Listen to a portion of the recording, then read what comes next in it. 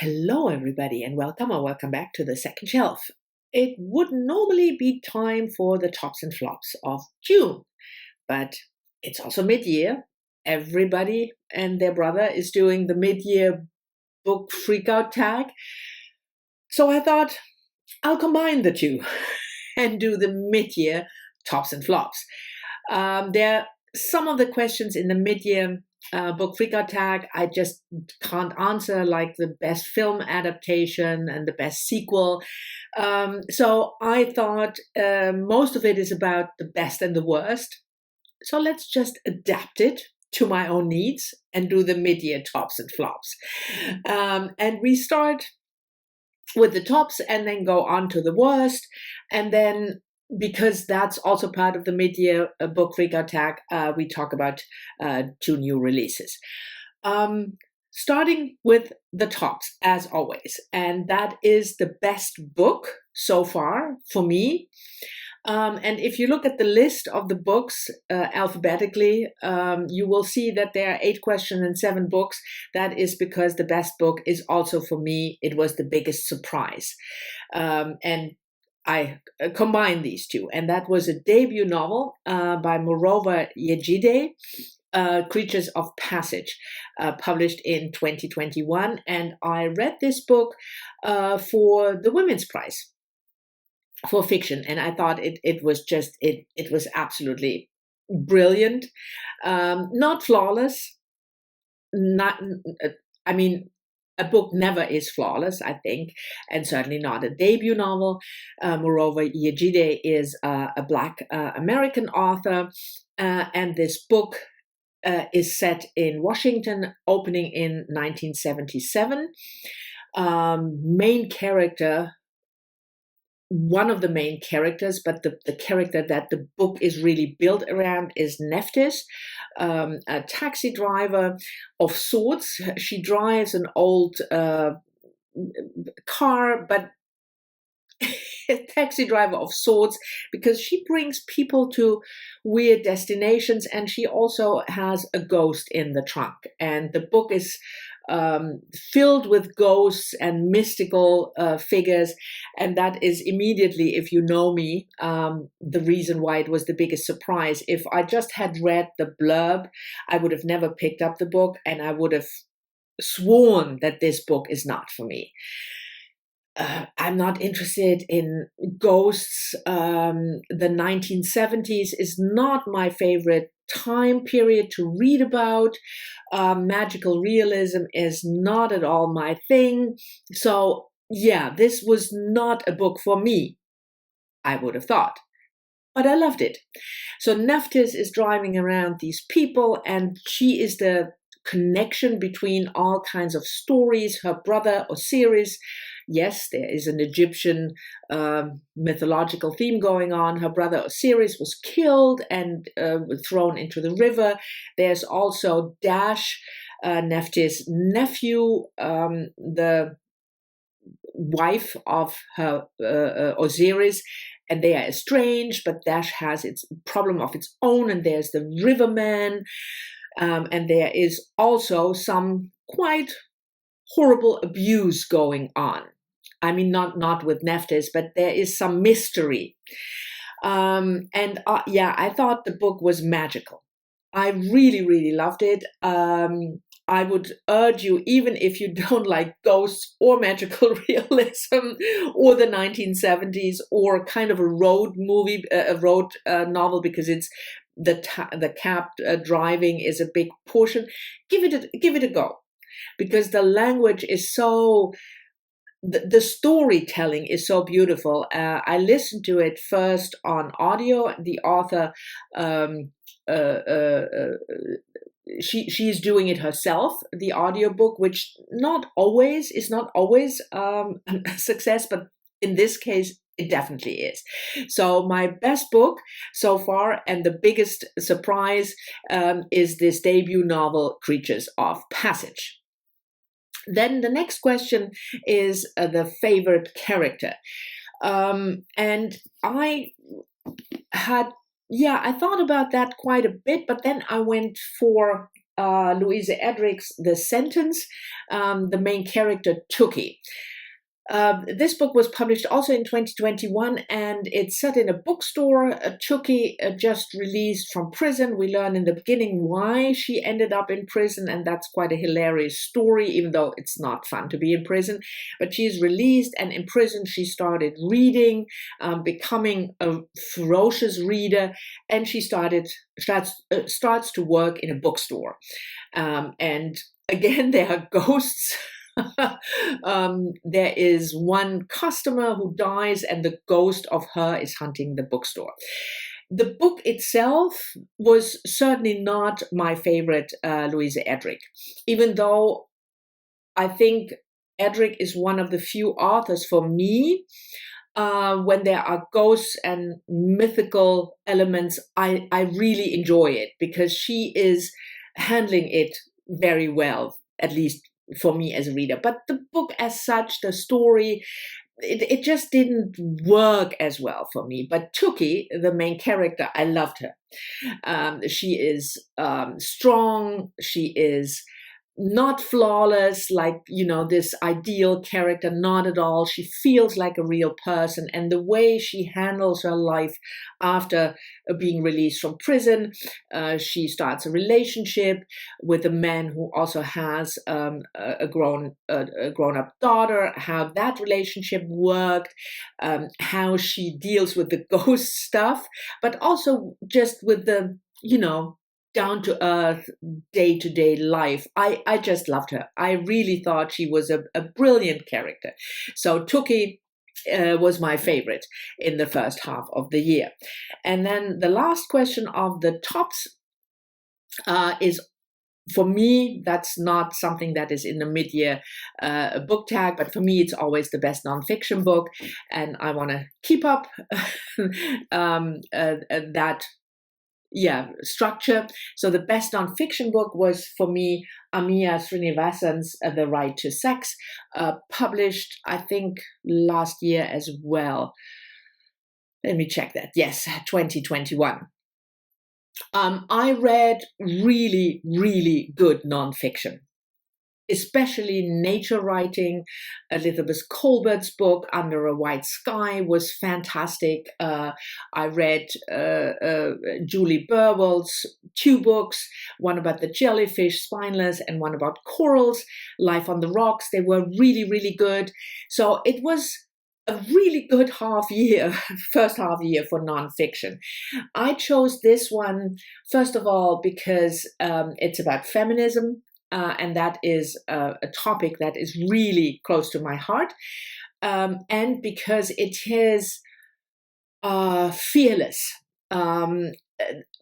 Amiya Srinivasan was born in Bahrain, but grew up in London, now teaches in Oxford and lives in the UK.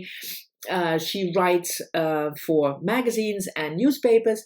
And this book is about the sexual relationships, what it means to have sexual relationships from a feminist point of view. She talks about rape, she talks about Me Too related issues, she talks about porn, and she tackles issues that are, for a feminist, not easy to talk about. Like pornography. Are we for or against pornography? Do we feel pornography gives women, the freedom to explore their sexuality, or do we feel pornography is just a patriarchal way of suppressing women and telling them to have sex in a certain way? And I feel that a lot of books about feminism, when they talk about relationships, especially sexual relationships, they shy away from these difficult topics, and she doesn't.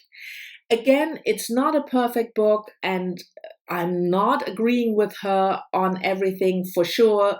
And sometimes I felt she could have, she could have dug a little deeper, or she's too dismissing points of view too easily. But it was a book that really made me think, and that I felt was not afraid to ask the difficult questions when it comes to sex, having sex, and feminism. So I chose this one as my best nonfiction book.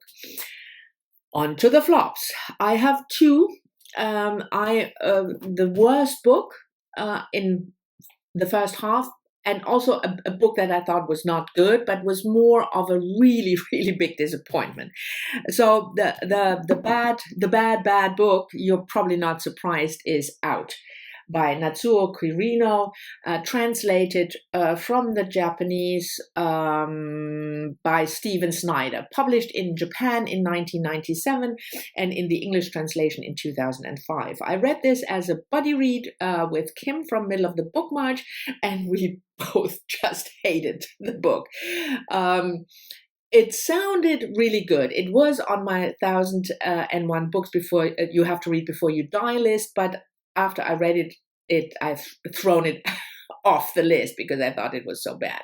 Anyway, it's about the premise is a group of women in Japan working the graveyard shift in a factory packing food.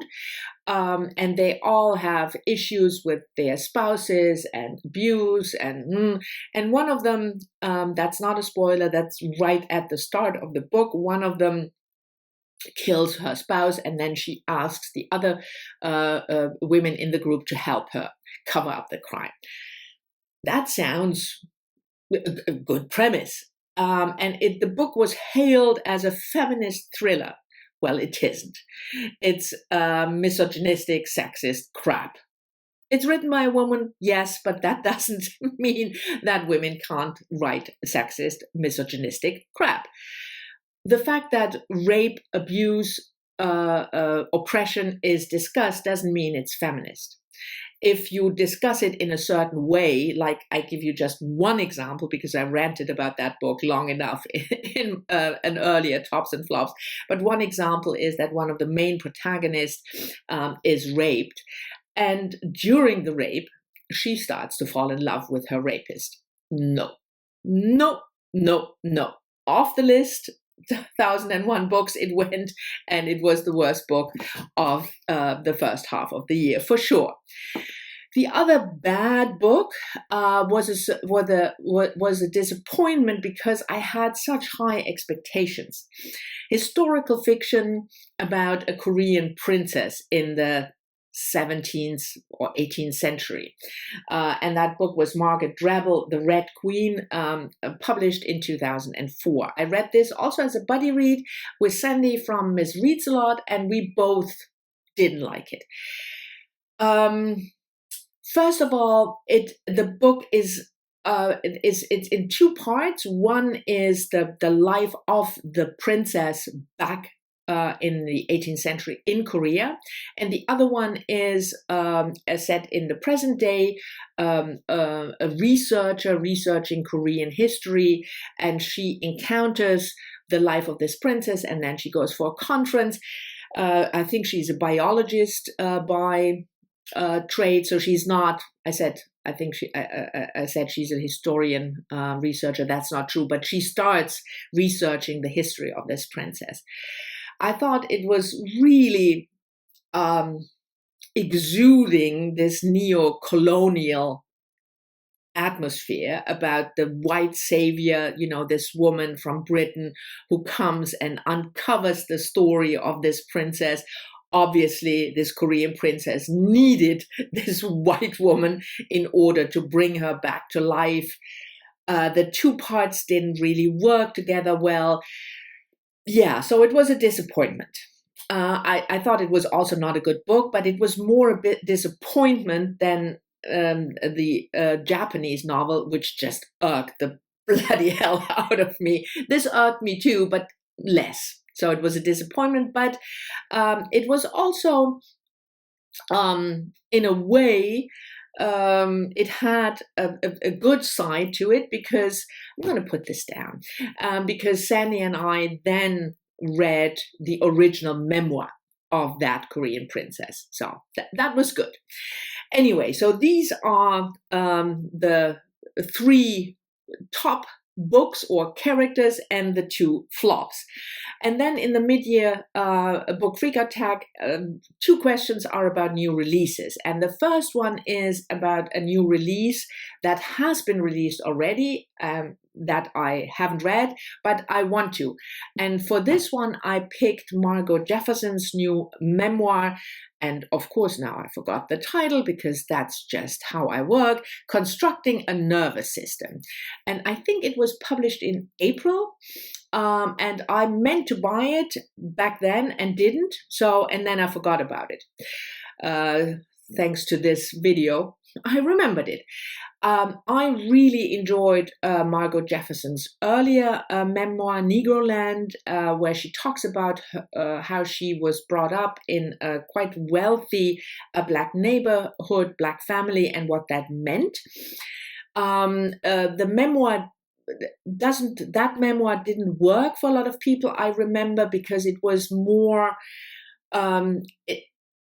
it was more of an essay collection, talking about certain topics and then analyzing these topics with her own life as an experience. But I thought I really liked it. And Constructing a Nervous System is called a memoir autobiography, so I'm really interested in that. So I will hopefully get to it in the second half of the year. And the other question about new releases is a new release that you look forward to in the second half of the year. And there are quite a few new releases that I look forward to, but one sort of jumps out at me because and again, I forgot the title. It's Jess Kidd's new book, The Night Ship, which will come out in July, I think. If you follow my channel, you know that I really like Jess Kidd's work. The Hoarder, I think in the US the title is Mr. Flood's Last Resort or something. Again, one of the very few authors who can handle ghosts, or in the case of the Hoarder, it's evil spirits that are sort of annoying our main character. It's quirky. Her book Things in Jars is a historical fiction about a female detective in London. I just love her quirkiness. I think she is one of those writers, contemporary writers, who has her very own style of storytelling and her very own style of stories to tell. So I'm very much looking forward to her new book, The Night Ship. So this was my kind of adapted version of the mid-year book freakout tag, aka the mid-year tops and flops. Thank you very much for watching. I hope you've enjoyed it. I'm looking forward to your comments as always, and I'll see you all soon in the next one.